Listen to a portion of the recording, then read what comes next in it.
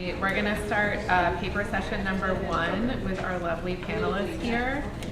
Each panelist is going to speak, and then if we could do questions at the end, so please hold your questions. Our first speaker is Jason Ellis. He is a professor here at City Tech and also our fearless organizer. He is presenting on a 10-year retrospective of the Sci-Fi Symposium. Cool. Thanks again. Thanks, Kel.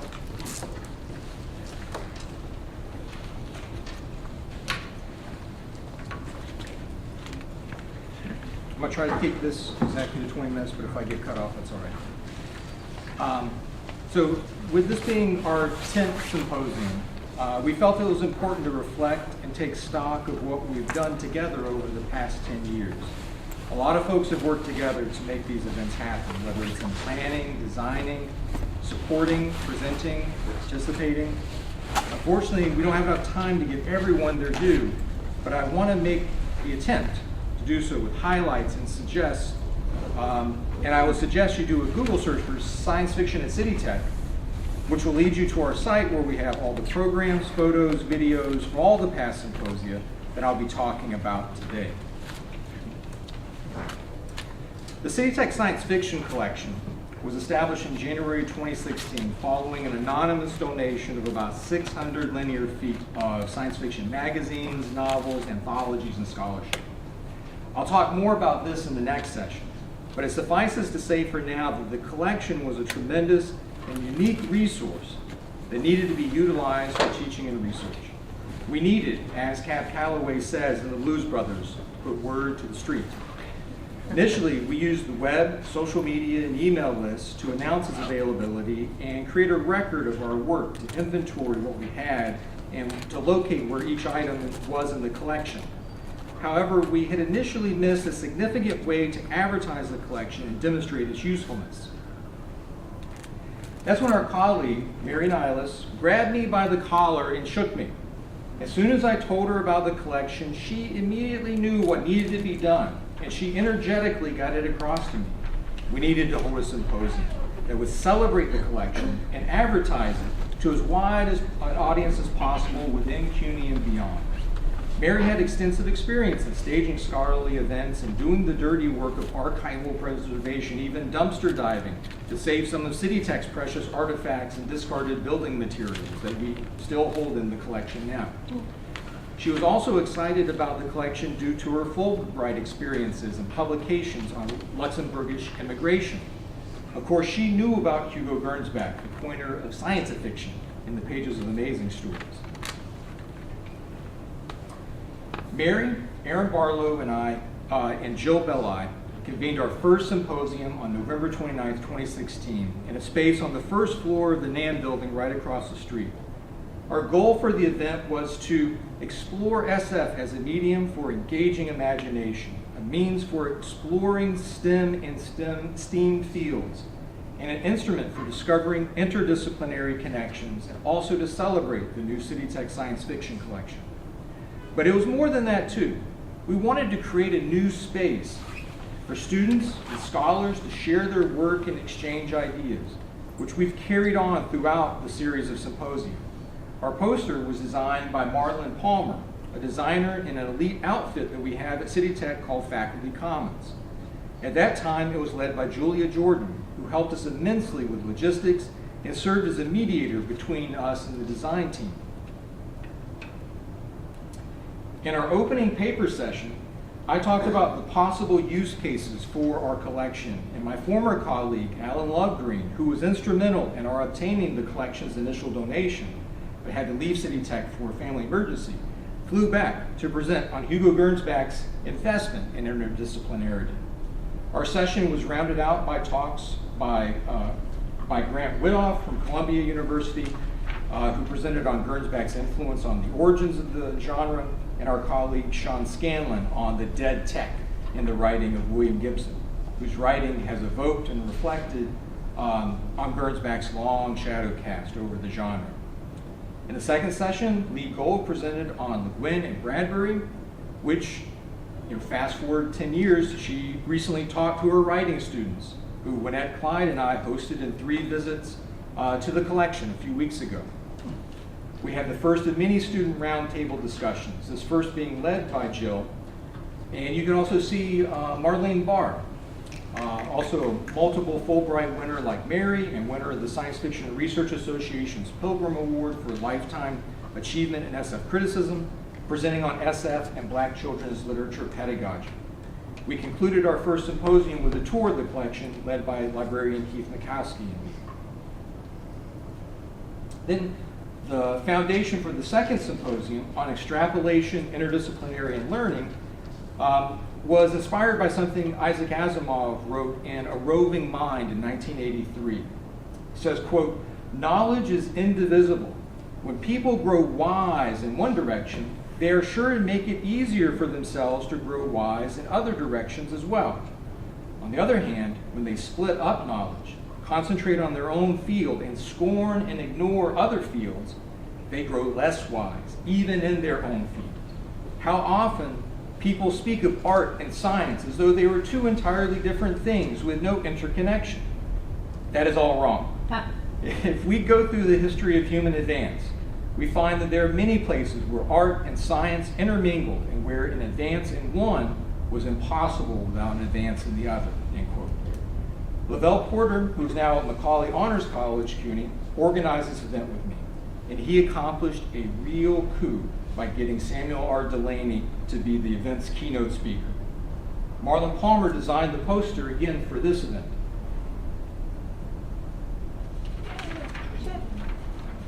In the first session, Jessica Roman, an exemplary City Tech student, presented original research on Ted Chiang's The Story of Your Life. Colleagues from across campus, including Sandra Ching from art history, Ann Leonhardt from architecture, Satish Singh in mathematics, and Peter Spillane in chemistry, presented on their NEH-funded Cultural History of Digital Technology project. The event featured presentations by the prolific scholarship anthology editor and scholar Sharon Packer. Other presenters represented Lehigh University, NYU, and the University of Pennsylvania. After Delaney's keynote, he joined us for a tour of the collection where he also gave out autographs. So it was a really great time. For our second, he gave us a real boost to keep this thing going.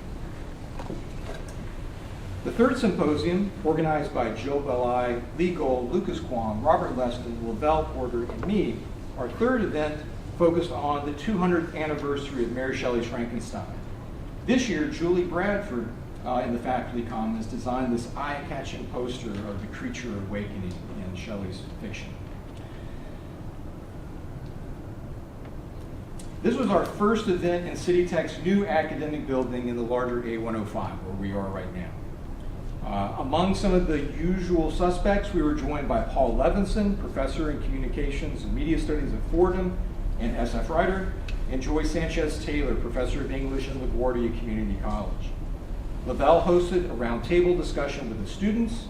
Justin Vasquez-Ports, dean of the School of Arts and Sciences, organized a panel to discuss Shelley's influence on scientists and technologists with Heidi Bosevert from Entertainment Technology, Robert McDougall from Social Sciences, Ashwin Sadanyara from Computer Systems Technology, and Jeremy Cito from Biological Sciences. This was also the first symposium where we began our collaboration with editor Trevor Koshry and managing editor Emily Hockaday at Analog, Science Fiction in Fact, and Asimov Science Fiction Magazine. Our deepest thanks to them for the years of support. This led us to our fourth symposium, which was organized by Emily and me to celebrate the 90th anniversary of Analog Science Fiction in Fact, which began its storied history 90 years ago as one of the most important and influential SF magazines with the publication of its first issue under the title Astounding Stories of Super Science. During that time, its fabled editors, award-winning writers, recognized artists, and invested readers played roles in the development of one of the longest-running and renowned SF magazines, which in turn influenced the field and itself adapted to change. Julie Bradford designed the event poster, which she aimed to reflect an original of her own design, Analog SF cover.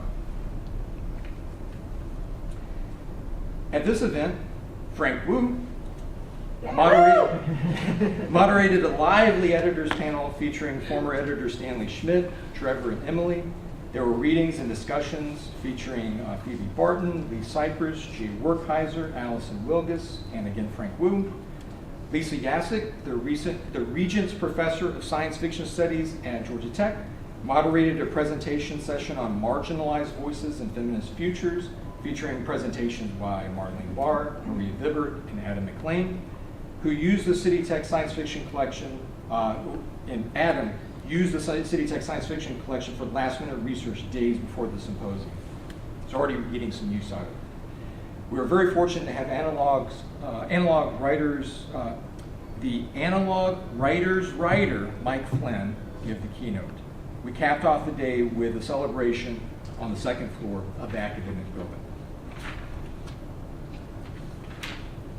Our fifth symposium, which was on race in science fiction, took place during the first phase of COVID-19. We entered the apocalyptic landscape imagined in SF.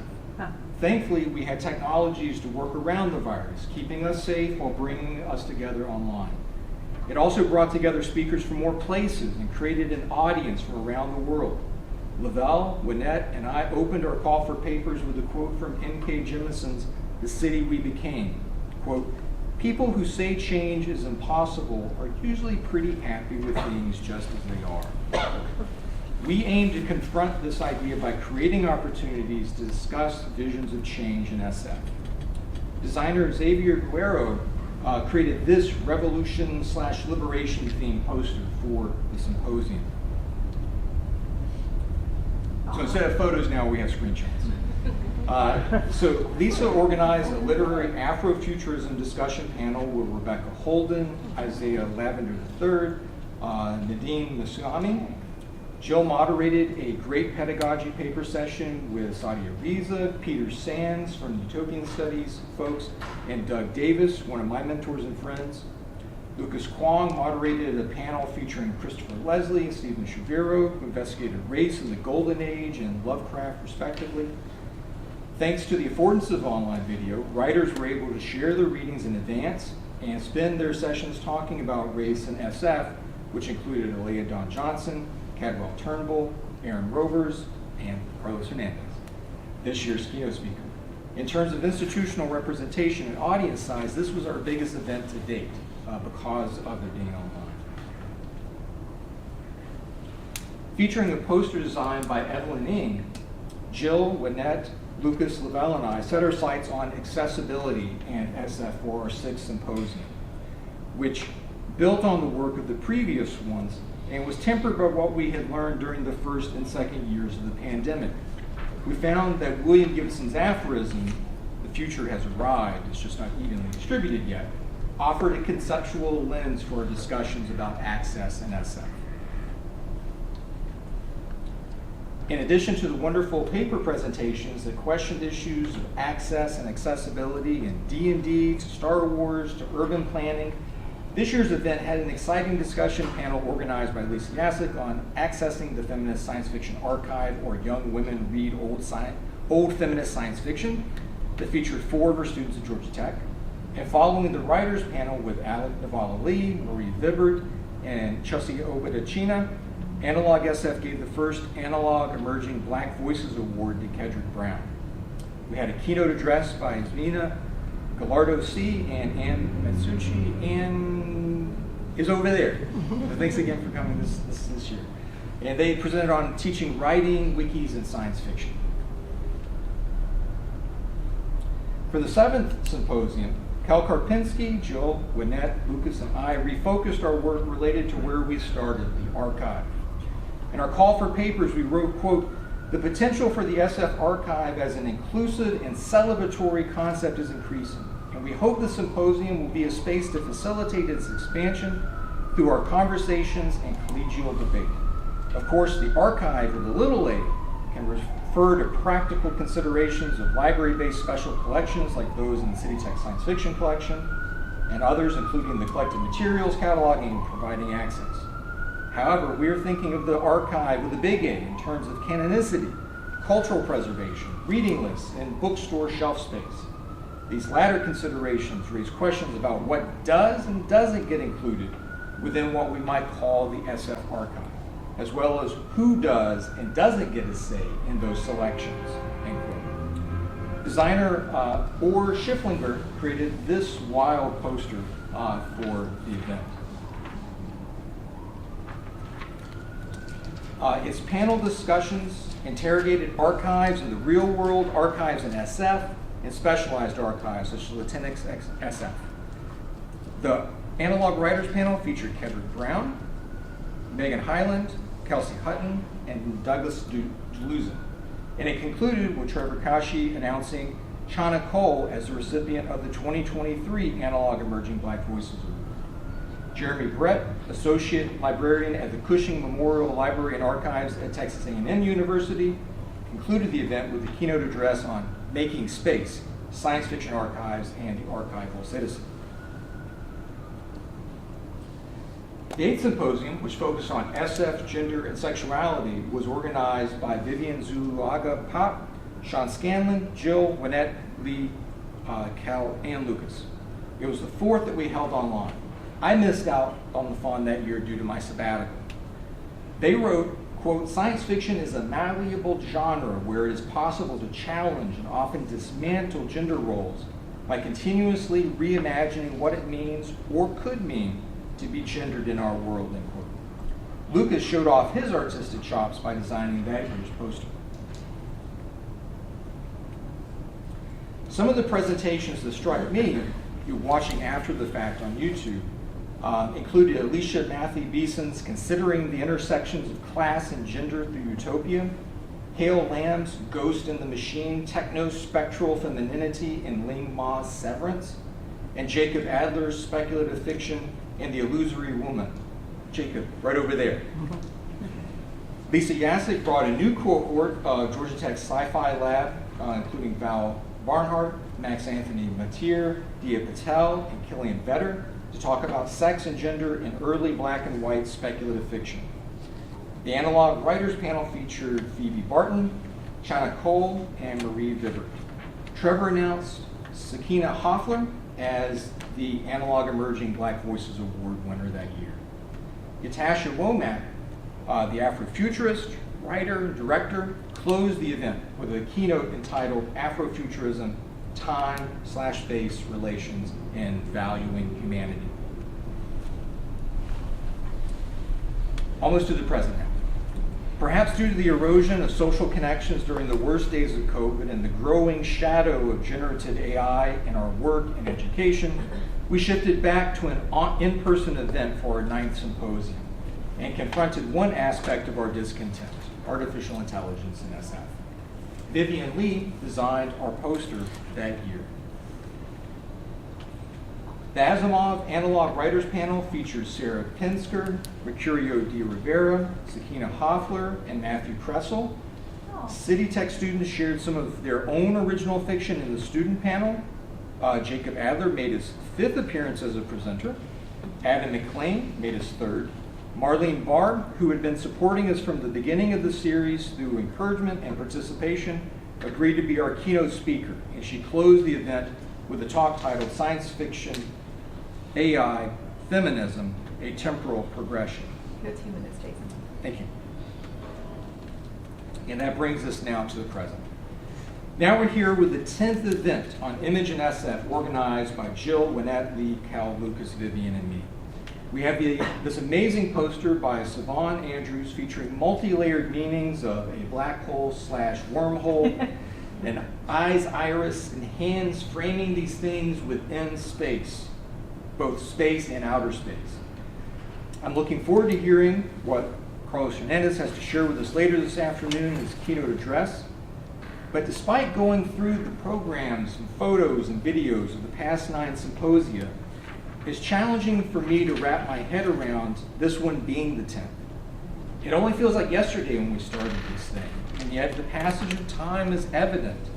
Mary left us in 2020, Aaron in 2021, Mike in 2023, and Doug in 2025. Each of them contributed to a greater project to make the world a little bit better through science fiction. I carry on their work to honor them and what they stood for. I believe that you are all doing the same in many different ways. And now we're doing this work together in the heart of Brooklyn at City Tech. Thank you.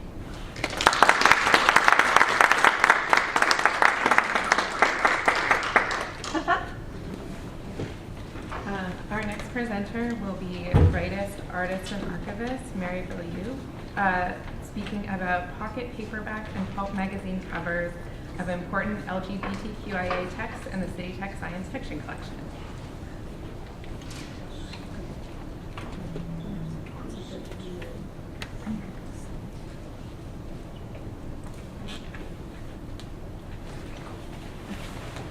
Hi, thank you.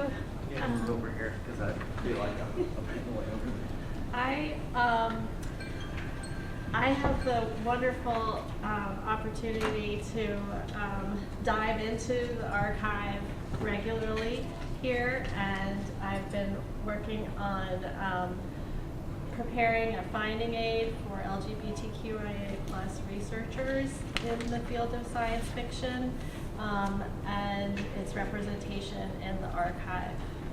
But for this event, I got to actually look for cool covers. So that was really exciting, and I learned a lot about that area.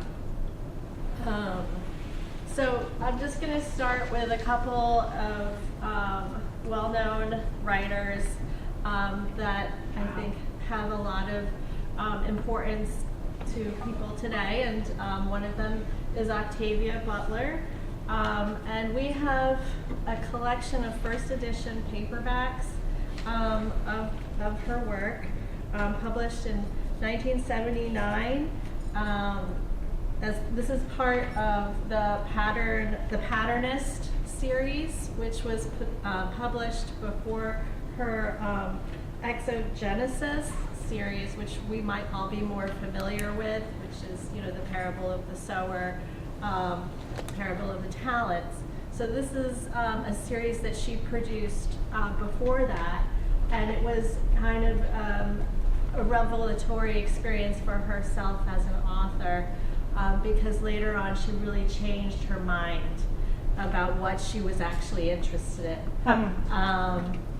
And so these are, this series was published out of sequence as well. So, but the one on the left is Pattern Master, which was published in 1979. I don't actually know all of the illustrators for all of these covers, but I will tell you a bit about them when I do. So these two books, Pattern Master and Mind of My Mind, were published by Avon. And Avon is a company that was basically interested in selling books that were in competition to pocket books. And so they were affordable, small, octavo size, and they published ghost stories, love stories, fantasy novels, and science fiction.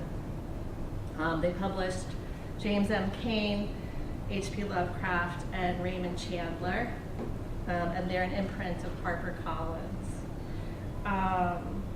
So the Patternist is a telepathic race commanded by the Pattern Master, whose thoughts can destroy, heal, or rule.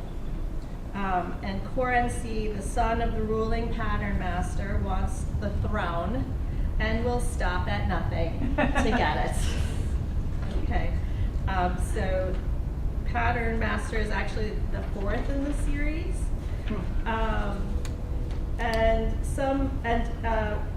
A scholar named Gregory Jerome Hampton suggests that Pattern Master presents several questions about how race works in a social structure and how gender works in the function of race. And he wrote a book about Octavia Butler. And so let's see. Yeah, so the pattern of series concerns a race of telepathic mutants, feared and scorned by humans in the 1600s, who eventually overpower civilization. Butler uses telepaths, often black, to draw parallels with contemporary social inequities and to explore important issues of racism and patriarchy. Mind of My Mind is the second of the series, developing ideas about the linking of minds via telepathy. And the plot features the power struggle between a daughter and a father, between radical idealism and dogmatic conservatism. And I have some of the codes for where you can find them in the archive. Okay, so Survivor and Wild Seed are also part of this series. These are Survivors here. These are both first editions as well. Survivor is published through Signet. Signet published Mad magazine. And Wild Seed is a pocketbook. And we just need 2 more paperbacks if we want to complete the series in the archive. Okay. So I think Wild Seed is the first one in the series. Yeah, so Pattern Master.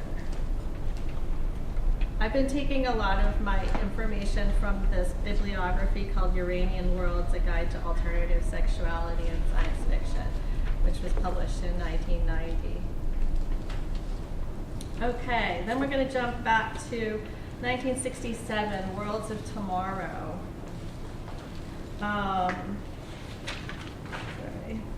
The Star Pit by Samuel Delany.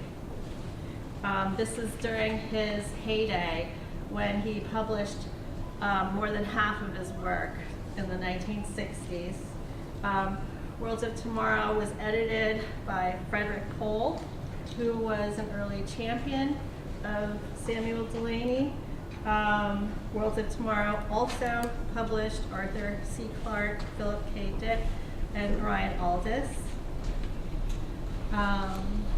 The cover art of this edition is by Gray Morrow. He was a comic book artist. He designed magazine covers and illustrated paperback books. He is the co-creator of the Marvel Comics Muck Monster, the Man-Thing. And he also produced DC Comics' Old West Vigilante El Diablo.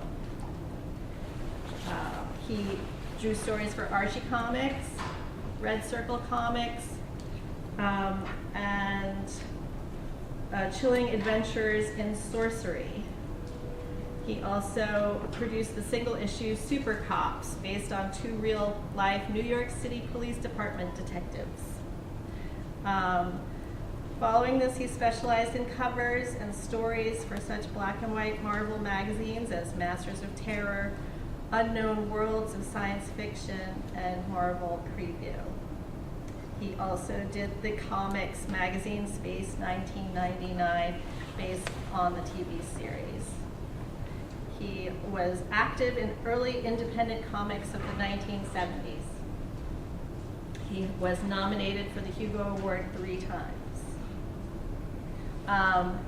So Samuel Delany is considered to be part of the new wave of science fiction. And let's see, go on from here. That's the call number, 115.2. So the Star Pit. I don't actually have the illustration, but it was illustrated by Jack Gaughan, who had developed a relationship, a creative relationship with Samuel Delany, where Samuel Delany used Gaughan's illustration for his autobiography, The Motion of Light and Water. And in Gaughan's memory, the New England Science Fiction Association presents the annual Jack Gaughan Award for Best Emerging Science Fiction Illustrator. This year, in 1967, when Samuel Delany published this story in Worlds of Tomorrow, he began, this is his first short story that he published. And he, after this, published Drift Glass, Corona, and I, Gomorrah, I think within the same year. I'd have to double check that. Or maybe later. So Samuel Delany, this is the first story to see magazine publication. He had already established himself as a novelist. Let's see, this is a future time when travel throughout the Milky Way is possible, but not beyond its borders. Attempting to do so results in insanity and death for the unfortunate extragalactic voyager. That is, unless you happen to be one of the rare people known as golden.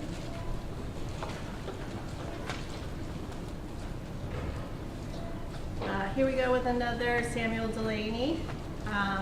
This cover of this paperback was also illustrated by Jack Gaughan. So Jack Gaughan illustrated at least 3 of Delany's publications. This was published in 1966, so the year previous to this. This is a novel, and it was published as an ace double, which is a rare collector's item, and it so has 2 novels in one, and you flip it over to read the other one. So one is upside down than the other. Also a small octavo. And so this is a story, time loop story. And the other side of the book is Tree of Lord Imitant by Tom Purdom.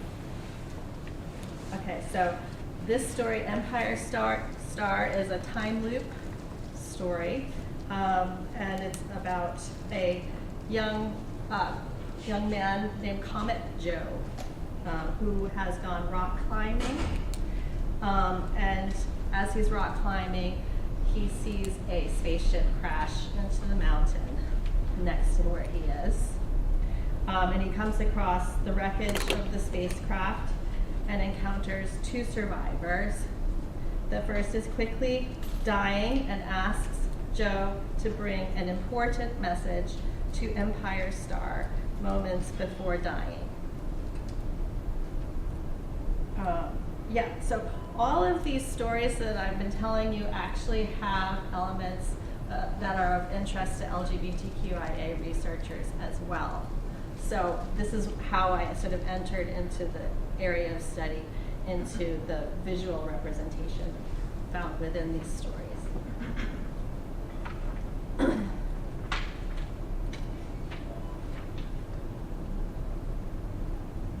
Okay, down back to 64. 1964, yeah, here we go. This is one of the larger magazines in the archive, earlier science fiction magazines.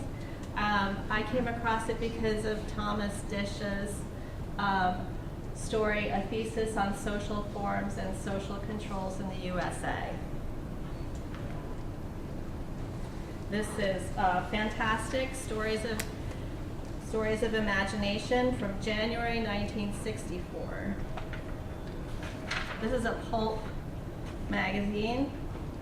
The cover of this issue was illustrated by Emsch, who is a pen name for Ed Emschwiller, who is a formidable artist in this area.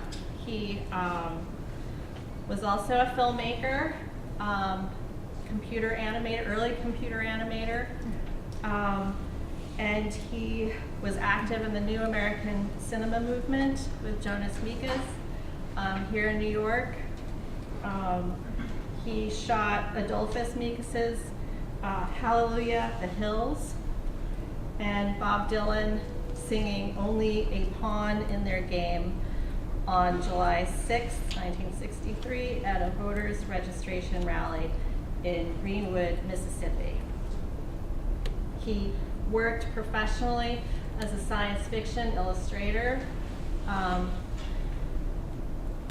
before this, generally, but around the same time, yeah. So he, toward the end, so he was an early computer animation inventor, and he developed 3D computer animations in the 1970s. He led CalArt's computer animation lab and was dean to CalArt's School of Film and Video. At this time, when he did this cover, he worked for Galaxy as well, producing many illustrations and covers and interior stories. He is a wonderful find to come across for me because I'm a filmmaker and I'm aware of his work, and this really surprised me. Added a whole new element to my understanding of who he is. Yeah, so Thesis of Social Control, Social Forms and Social Controls in the USA was published January 1964. It is an examination of 21st century American society, identifying schizophrenia as the predominant societal characteristic, as written by a future sociology student. It examines the economic, militaristic, and sexual behavior in the United States, offering some interesting insights into American culture. Sexual freedom, including same-sex sexuality, is totally accepted and discussed in some depth. The illustrator for the story is Dan Adkins, who was an American illustrator who worked mainly for comic books and science fiction magazines. He did cover art for Doctor Strange comics in 1967. 2 minutes. Okay, I will proceed. So Susie McKee Charnas, this is the last one. I have many more. Sorry, guys. Okay, so Susie McKee Charnas, this is mass market paperback, 1978, 1979. Anonymous, I couldn't figure out the illustrator. This is published by Berkeley Books, which is an imprint of Penguin. They produced a diverse line of popular fiction and nonfiction with a particularly strong history in science fiction. These are 2 parts of the Holdfast Chronicles, and the setting is a post-Holocaust Earth where sexual apartheid is the rule, male homosexuality is the norm, and women are kept as slaves and breeders. The story centers on 2 male lovers who plan the downfall of society for their own gain, and to a lesser degree on their woman slave who carries a message of female rebellion to the escaped women living in the desert. So that's it. And then I have, if you want to go further, then we got Galaxy, which is really image-based magazine, 1951. 1950s New York publication supported by France and Italy. And they were interested in sort of more experimental science fiction, not hard SF per se. And then we also have an original Astounding science fiction with Who Goes There, the famous story which the movie The Thing is based on. And they have an advertisement for radio, getting a good job in radio, next to and then here we go. Who goes there? Where The Thing came from. Okay. And this is a wonderful story as well. So, this is a rare Pulp magazine that the archive has. Okay.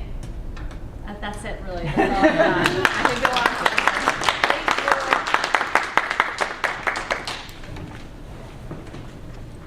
Our third presenter is sci-fi author and artist Frank Wu, who will be presenting on images of aliens and strange creatures in astounding and analog science fiction and film. And then also there's one place where we go backwards. Yeah. I'll Hi everyone, I'm Frank Wu, artist, scientist, writer. I have 8 stories in analog, blah blah blah. And I'm here to talk about images of aliens and strange creatures in Astounding, and then after it changed names to Analog in the early 60s. So, next. Oh wait, alright. Who here has had the unfortunate experience of sitting down to watch a movie or a TV show enticed, lured in by the promise of cool aliens from a strange new world, only to be disappointed by human actors with bumpy foreheads? So, in the Star Trek Next Generation episode, The Chase, they explain that humans, Cardassians, Klingons, and Romulans are all descended from this race of smooth foreheaded aliens. And this is interesting because it's an interesting speculative biology, speculative evolution, and it has certain philosophical implications. Like, if these are all our brothers, why are we killing each other? And maybe if we can't be allies, maybe we can be frenemies. So I have a term for the study of bumpy-headed aliens, which is zoocryptoxenophrenology, which is the study of bumpy-headed aliens. So what is the cause of this phenomenon? Well, obviously, low budgets, tight production deadlines, difficulty in actually making things that are cool. But I think the biggest limitation is lack of imagination, which is something that luckily the authors of Astounding and Analog have in abundance. So what I'm going to do is I'm going to talk in detail about 5 different aliens, and then if there's time, I have like a quick gallery to go through that I won't talk about in detail. But anyway, the first, this is probably my favorite science fiction story of all time. The Shadow Out of Time by H.P. Lovecraft. So in 1933, next slide, H.P. Lovecraft sees this movie called Berkeley Square. And in this movie, Leslie Howard plays this good-looking dude in 1933 who swaps places with his ancestor, also a good-looking dude played by Leslie Howard, in 1780-something, so a couple years after the American Revolution. So H.P. Lovecraft sees this several times in the theaters and is inspired to write his own version of the story. So instead of having the good-looking dude swapping places with another good-looking dude, he has a good-looking dude swapping places with, previous slide, a horrible monster from time to time. This is the great race of the Yith. This is so cool. So cool. Okay. They have this cone-shaped body with rugose, rough texture, scale, with these tentacles that with lobster claws on the end that click like castanets, and that's how they communicate with each other. Also, one of the tentacles has these little finger things, and this head on a stalk with stuff hanging down. So you'll notice that, well, this is the original cover and then a later drawing, painting by Jeff Remmer. You'll notice that they're all carrying books. So the idea is that the Yithians swap their minds in time and place with different people, including our hero in the story. And so the Yithian appears as our hero in human form, which is of course terrifying for the Yithian. And meanwhile, our hero shows up in this form, which is of course even more terrifying to him because he didn't know what was going on. And the idea is that they live in this city, which is a million years ago, or something like that, in the Australian desert, which is why we haven't seen them. They have books. So when they swap minds, the guy from 1936 writes down in his own language, using these weird lobster claw things, on this like strange metal paper, like everything that he knows about his life and all that stuff. But it's not just him that gets swapped out, but a lot of different humans across time and, well, across literary works too. So the Yithians swap minds with like a Greek soldier and a Chinese philosopher in the future, and somebody from the Conan works, and somebody from the Clark Ashton Smith literary universe, and also even like a character from H2O. The crab things at the very end of the time machine. So next slide, and then slide after that. Next one. Okay, so these are some of the creatures that the Yithians swap minds with. The original illustration by Howard Brown from the interior of that issue.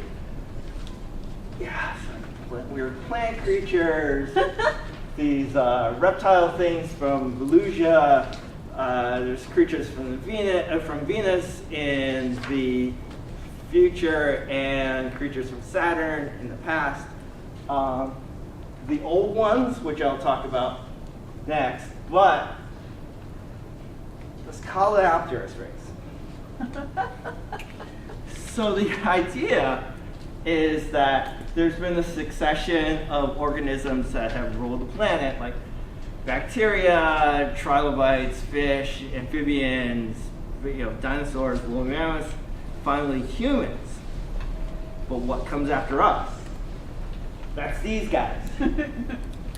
And the Yithians, being able to collect information from time and space,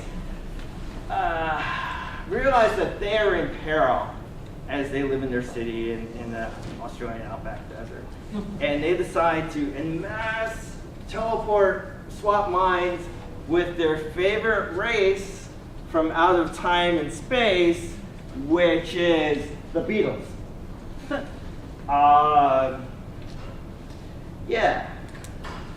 So out of all the races and species these aliens could have swapped minds with, the Beatles are number one, and human beings are number 2 or lower.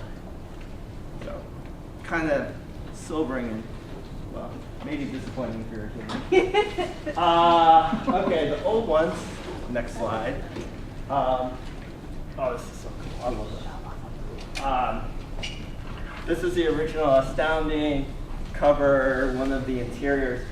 This is, okay, who here is a writer or wants to be a writer? Okay, if you ever write about aliens, you must own this book. Barlow's Guide to Extraterrestrials. It came out in the early 80s. He has paintings and all these detailed descriptions of like all these different aliens from literature. The old ones have this starfish-like head with eyes on the end. You can see them here. They have this thick leathery sheath over their body, which keeps in all of their nutrients and fluids and minerals and stuff. As they fly through space, on these wings, which capture the solar wind. So that's pretty cool. So they come out of space, they land in Antarctica and build a city there, which is why we've never seen it. And in order to build this city, the old ones create this race of globular, which is a word, globular protoplasmic creatures with eyes that form and disappear as needed and arms that form and disappear as needed. So these are the Shoggoths. And the Shoggoths eventually realized that they would prefer not to be a race of slaves and overthrow and kill the old ones. So I guess the lesson here is think twice before you create a super race of protoplasmic super monster shapeshifter things. Or shapeshifting next, which the same illustration that you just saw a couple minutes ago in a previous talk somewhere. So who goes there? As mentioned, the basis of the movie The Thing, and The Thing. So in this illustration, the monster changed as they looked. 3 blinded eyes bubbled and crawled hideously in feral hate, growing, seeking sight again.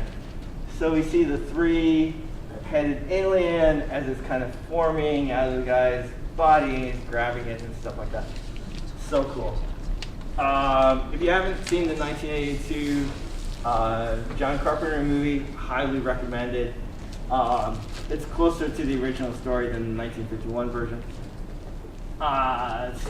Special makeup effects by Rob Bottin, and Stan Winston did the scene where the alien bursts out of a dog. So, yeah. Okay, so again, Wayne Barlow, and this is his version of the sort of dog-like thing. And you see the thing's original form with its bluish-gray skin, the 3 red eyes. It's got 4 tentacles and hands that end with like 7 little tentacles.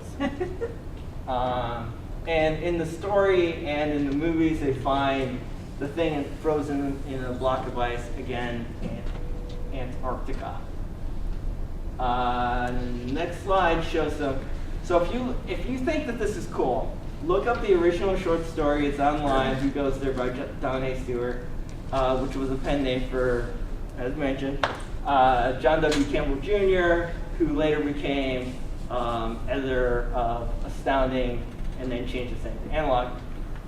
The Things by Peter Watts retells this story from the perspective of the horrible shape-shifting monster from outer space. And the idea is that this monster doesn't think of himself as a monster, and it thinks of itself as kind of an ambassador or maybe a missionary, whereas we humans are these kind of savage, primitive race of beings who are stuck in one form, when it calls us monomorphs. And it's not trying to kill people. It's trying to show us how awesome it would be if we could change our shape at will. And he's gonna teach us that lesson even if he has to force it upon us. Things with beards being used in all sorts of metaphorical ways. That's also a cool story. Alec Navala Lee, when he was researching a book about John W. Campbell Jr., and I think it was Asimov in Heinlein. It's on my list of things to read. He discovered that the original manuscript still existed at Harvard. So when this was published as Who Goes There, it was essentially a full-length novel, a short novel, and they chopped off the first 3 pages. So the first 3 chapters, rather. So Alec was able to find the whole thing, which was then published a couple years ago as Frozen Hell. The first 2 chapters are a lot of like the description. Oh my God, so many descriptions of mountains and Mars. So much talk about snow. Oh my God, there's so much snow. But there's some more stuff about the alien. Okay. Next. Oh, right. So this is something that John W. Cameron Jr. asked his writers to do. Write me a creature who thinks as well as a human, or better than a human, but not like a human. So again, the shapeshifter thing is very sophisticated. He's got a spaceship, he's got weapons and tools and stuff, and he's got this cool idea that shapeshifting is kind of awesome. Not like a human. So I think that was kind of. Okay, so the next one. It's maybe familiar. So the Star Trek episode where Kirk fights a Gorn, called Arena, was inspired by a story in Astounding also called Arena by Frederick Brown. So in the Star Trek episode, as you may recall, there is a superior being, a energy being, that plucks Kirk and the Gorn out of their respective spaceships, puts them on a planetoid, and has them fight to the death. And whoever lives, they get to go on their merry way. The loser is destroyed along with his ship and his crew. And the Star Trek episode, which was released as we were approaching the height of the Vietnam War, which is a very unpopular war in certain circles, Kirk has the opportunity to kill the Gorn, but decides not to. He shows the advanced trait of mercy. The original short story being published in World War II, where we are fighting literal Nazis. Frederick Brown did not have mercy on his enemies. And the other cool thing is that the alien does not look like this in the story. It looks like that. I have no idea how they would animate or create that in the 1960s, and so they didn't even try. So these are the original illustrations in Astounding by Arthur Williams, and then the story was reprinted in Starlog, and I think it was 1977, and Boris Vallejo did his take on the thing, which is kind of this round, gelatinous globular, which again is a word, and with, if people can say cromulent over and over again, that becomes a word. I can say globulent. So it's got these a dozen different grooves, and these tentacles come out and do all this stuff. So again, something that thinks as well as a human, but not like a human. So in the story, there's an energy barrier between the human and it's never named, it's just called an outsider or a roller. The outsider builds this catapult thing to shoot rocks through the barrier to hit the human on the other side. And the human, in response, makes fire and attaches it to rocks and burns up the catapult. And then the alien backs up a little bit more and builds another catapult. So that's kind of cool. And can you hand me that Coke? I'm about to die.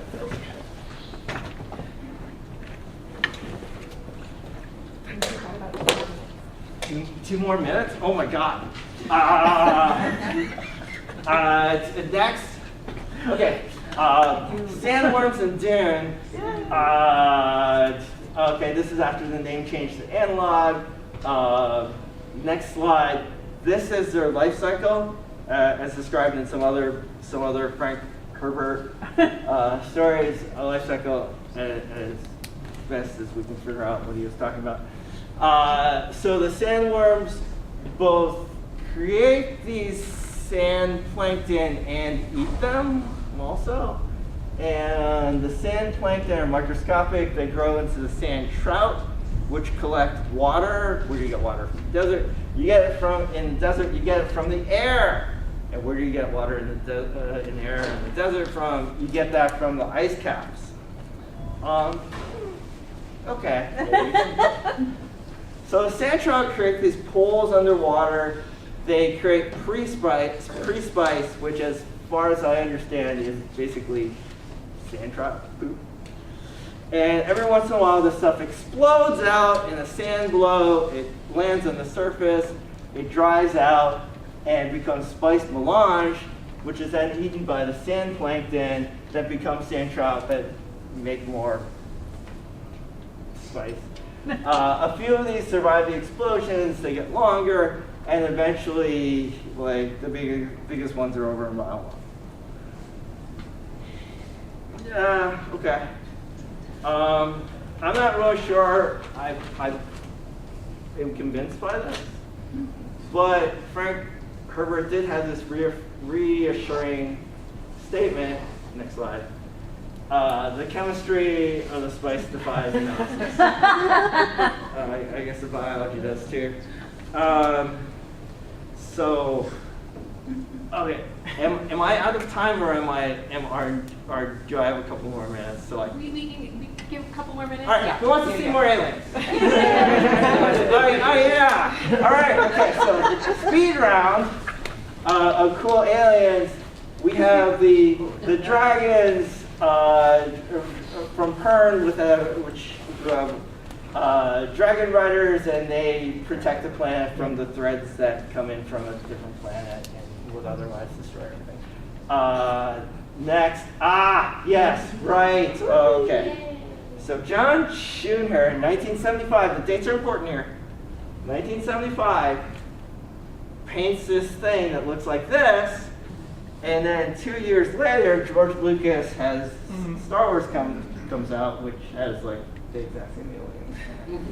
Now, I'm not saying that like George Lucas stole this idea and the image from John Schoenherr, but I kind of am. Okay, next.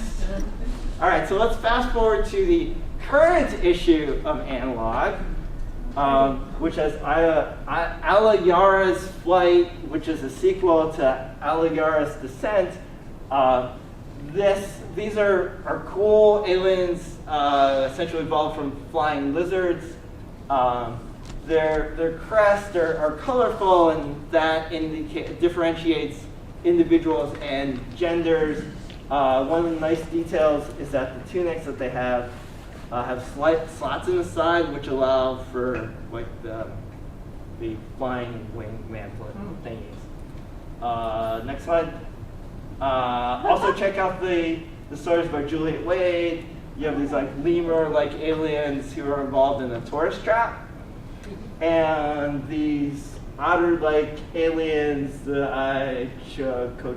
Coco. So next, camouflage. This isn't really what the alien looks like, but it's a shapeshifter, and it kind of like gets across the idea of a shapeshifter. Its true form, it actually looks like this: 8 feet long, one opening in its face, no sense organisms, shimmering limbs growing and fading and transmuting, and inhumanly beautiful. Oh my God! The story is so cool. It's a novella by Michael Flynn, who gave the keynote a few years ago. Since passed away. We miss you, Mike. And there are these 5-legged. This guy's name is Jim. No, that's actually his name. And the story. Oh my God. There's this alien is trying to rebuild his spaceship. The idea is that interstellar distances are so far that the only way that you can make it work when you're traveling a significant portion of forever to get from here to there is that you combine your star drive with a time machine. Very clever. And so he needs to find the time machine and get the parts out of that in order to rebuild his spaceship so he could go home and then invite an invasion fleet back to Earth. Okay, so this is the last one I'm going to show. These are my aliens, the scolopendrons. And the idea is that humans find this planet with these cool resources that we really like. But there's two problems. One is the atmosphere has a lot of carbon dioxide, and two, the planet is covered with horrible little monsters. So what we human beings do is we genetically engineer these centipedes, these ones that really exist, which are terrifying. They're about a foot long. They live in the Amazon and other places. And we genetically engineer them to make them even bigger and scarier and awfuler, which is also a word. And so we put them on this planet so they will kill off all the horrible little monsters that already live there. And we also make them photosynthetic so that they will create oxygen for us because we like to breathe. But the problem with this scheme and terraforming this planet is that now you have a planet that's covered with 3-foot-long killer centipedes, which kind of sucks. So the solution for that is that we build in a biological time bomb. These guys are what we call obligate anaerobes. So as they're doing their photosynthesis, consuming carbon dioxide, exhaling oxygen, once the oxygen gets high enough for us to breathe, it's too high for them to live. So the oxygen that they're making for us is actually killing them. So we leave them on the planet for a while, and like a lot of godlike beings in science fiction, we basically just abandon them and forget that they're there. And they evolve intelligence, and they find the artifacts and mining equipment left behind in the spaceships humans have left in orbit. And they figure out that basically human beings created them to be destroyed.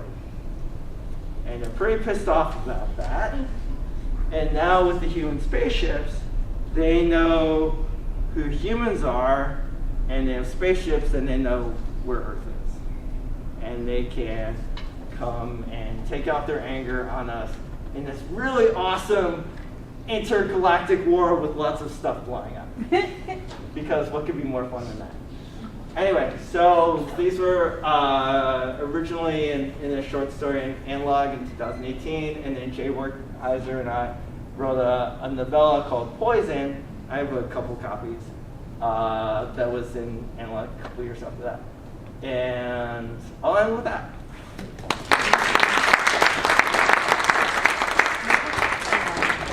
All right, everybody, we have about 10 to 15 minutes for questions if folks want to ask our lovely panelists questions about their work.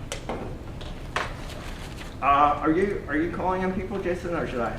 Oh, go ahead. Well, you're not paying attention, so I will. So it was interesting, your science fiction, your ideas. So when you're actually thinking about what to create, how do it come about in your mind to actually do something on your own and create, what is it called? These guys are scolopendrons. Scolopendrons? Yeah. I was thinking about like terraforming, how we do a lot of stuff on this planet. Like we'll release like some species to like, eat all the mosquitoes. And then the fish that we release to eat all the mosquitoes, suddenly it turns out they also eat the eggs of all the other fish. And then it's like, well, the fish are just doing their fish thing. But we're like trying to like screw with the environment to make it better. And sometimes we make it worse. And also like how do the fish feel about this whole scheme? Sometimes we're basically creating a slave race of like these horrible centipede things. And so another inspiration for that story was I knew a guy when I was in grad school in Wisconsin who was told by his father, "You were only born because we needed 2 more hands to work the farm." Oh, that screwed him up for life. And oh, that poor guy. He is wow. He is kind of a jerk. But I mean, when you get told that, like, I mean, what are you gonna do? Anyway, so that's where that. Very good. I like that. Thank you. I enjoyed So it. I guess the lesson is don't have kids just to have them. Thank you. You're welcome. First, I would like to share that what Mary didn't share. Mary is an intern in the Science Fiction Collection. She is our first intern that we are very grateful for. To pay her through the LGBTQIA collective grant, which is through the board. It's City Council. Through City Council. So Mary's work here is identifying queer and queer adjacent figures in our collection, but I was really interested in, I guess, what made those particular covers stand out so that you put them in this collection to share with us. Well, I was interested in certain authors that, I mean, I think that might resonate with the group here, you know, like Octavia Butler and Samuel Delaney. First of all, because they have sort of like a currency today, I think a popularity today. And then beyond that, I was interested in the material quality of the actual documents. And so like the actual like early paperback, like, you know, first edition paperbacks surprised me. And there's sort of appeal, the visual appeal as well, and the sort of the materiality of the object, the pulp magazines. They're quite small, the books for the most part. Yeah, right? yeah, like the Octavia Butler ones are small like that, but then like the magazines are like this, you know. And the Astounding is like uncut and everything, so it has like these rough edges and stuff, you know, and it's printed on this heavy material, heavy paper. It's not smooth.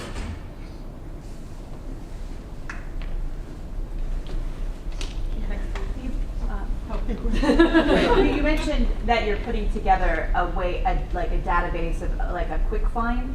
Like, how do you go about putting together such a database? Like, what sort of things are you combining, like image and author and illustrator, or, you know, metadata? Yeah.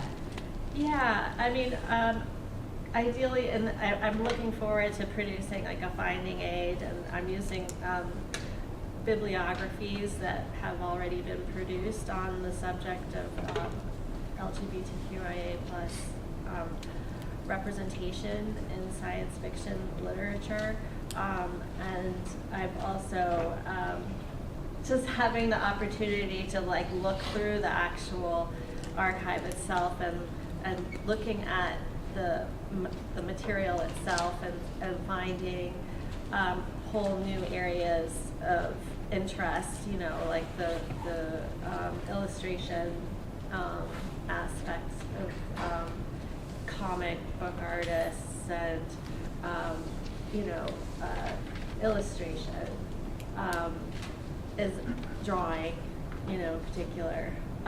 So it's fascinating.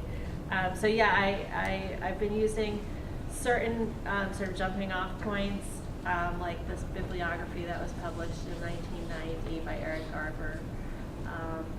And that's everything pre-1990. And so I'm also just keeping an eye out for contemporary scholars who are studying this area and, you know, reading how they look at texts like, you know, Who Goes There as a possible queer text. So, and the different forms of reading, basically. Okay. Carlos. So I have a And question. then you. Oh, I'm sorry. No, go ahead, Carlos. So I have a question for each of you. Cool. Mary, you first. Are there ways in which the artists that you were studying, especially in those covers, that they were actively queer coding? They were actively putting things in to reach out to queer communities Yeah, there are, I didn't actually, I have come across articles on that subject. Mhm. And of course, this field crosses over between pre-Stonewall and after Stonewall, and so there have been societal shifts which exhibit themselves in the literature and the illustrations. Right.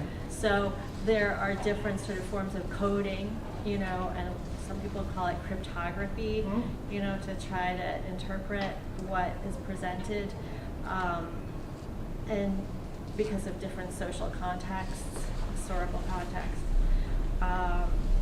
But yeah, no, that's still an early area for me. These ones, like Galaxy, might have been sort of a publication. I'm not exactly sure, but it might have been a publication that supported that kind of production.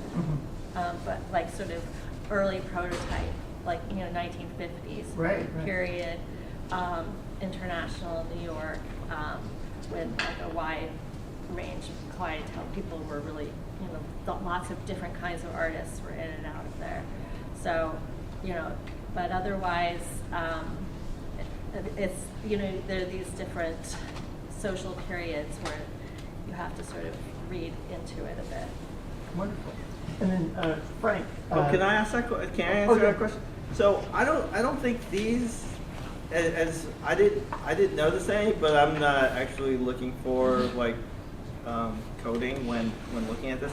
But obviously, science fiction is a good metaphor for like gender issues. And one of the things that really comes into mind is the 1958 movie I Married a Monster from Outer Space, where you have this hideous monster who then takes a human form and pretends to be a heterosexually married dude.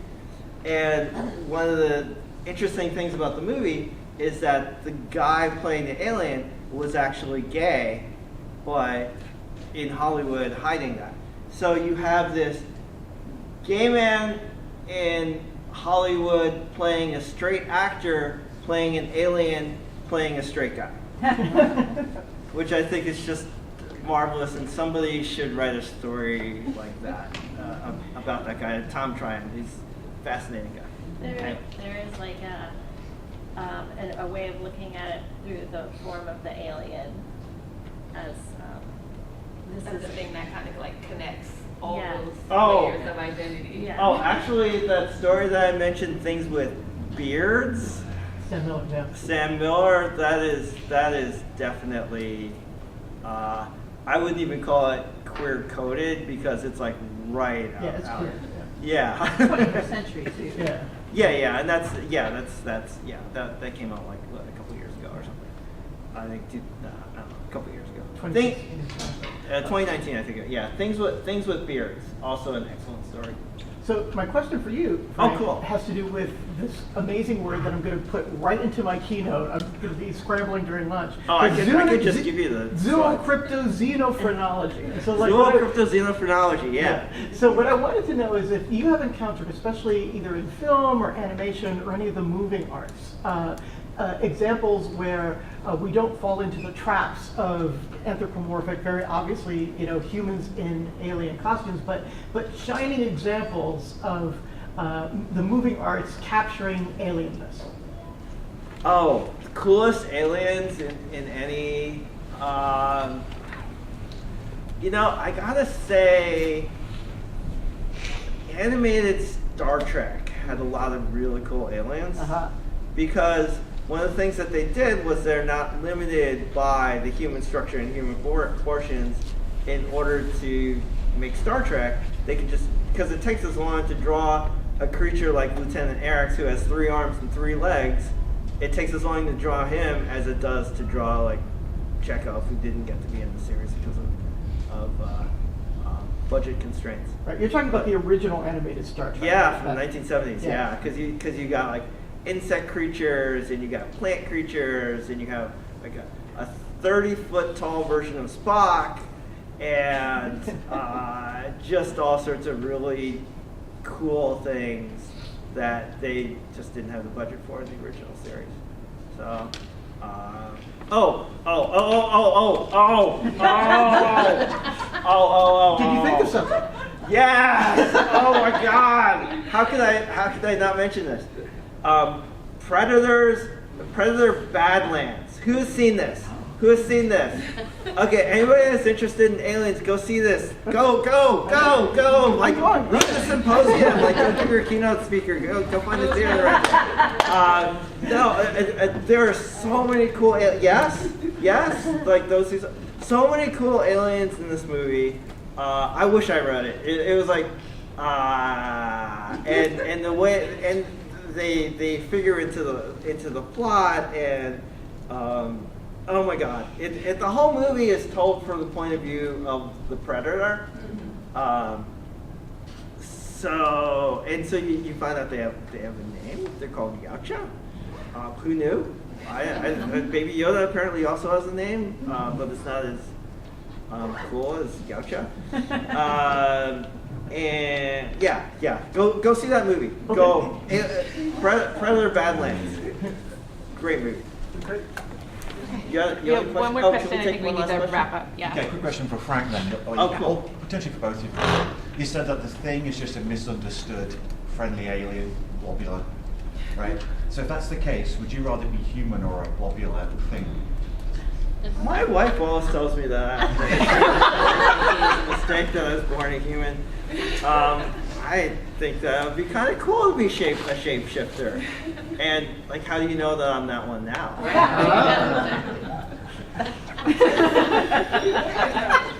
I've given up my secret. I'm sorry. I wasn't supposed to say that. With the queer reading of the thing, or who goes there, is this sort of analysis of passing, and like passing is straight, and like the social conservatism in the 1938, or like between the period of time of the two wars, and how there was basically forms of social control going on during that time. And so there were a lot of conflating of communism and homosexuality. Anyway, craziness. On that note. On that note, let's give him another round of applause.